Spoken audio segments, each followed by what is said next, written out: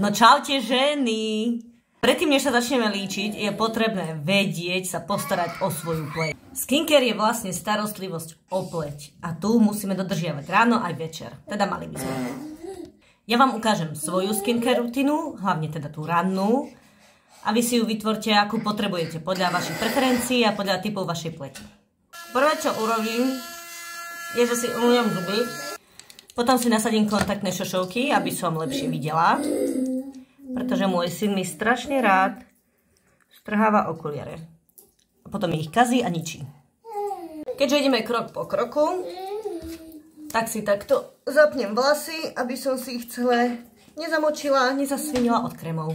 Pleť si navlhčím a použijem cleanser, čo je vlastne čistič, čo je to základné čistenie pleti po noci, aby sa zbavila rôznych špín, mazu a iných vecí, ktoré sa tam v noci vyskytli. Čistič som zmyla a pleť si trošku vysuším, ale nie úplne do sucha. Nechám ju trochu vlhku. Potom zvyknem naniesť sérum, pár kvapiek, naozaj 2 kyseliny hyaluronovej, ktorá zadržiava vlhkosť v pleti. Je to veľmi dobré pre dehydrovanú pleť. Po sére si kvôli môjmu akné nanášam každé ráno tento Effaclar Duo od La Roche-Posay Moisturizer, alebo teda, ako to my voláme, denný krém a následne SPF. Ja som si kúpila takýto krémik, ktorý už SPF v sebe má, čiže má kroky 2 v jednom, čo je super.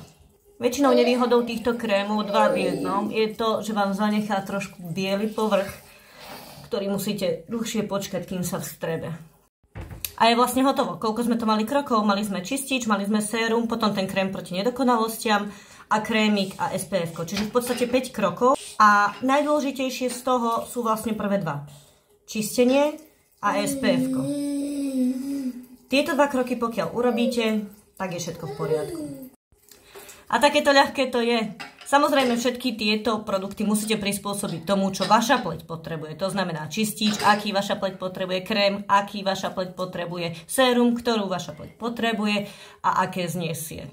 Toto bola vlastne tá prípravná ranná fáza, ktorú by sme mali absolvovať nezávisle od toho, či sa ideme líčiť alebo nie. Je to proste ranná rutina, ktorá by sa nám mala dostať do každodennej rannej rutiny. To znamená, ráno vstanem, idem na toaletu, povedzme sa naraňajkujem a potom idem zuby, čistič, sérum, krém, SPF. Nezabudnite, že sa to dá ošidiť iba na 2 kroky a to je poriadne umytie a krém s SPF. Takže zatiaľ sa majte, držím vám palce, aby ste našli tú svoju rutinu, aby ste ju dodržiavali a nezabudnite sa prihlásiť na odber!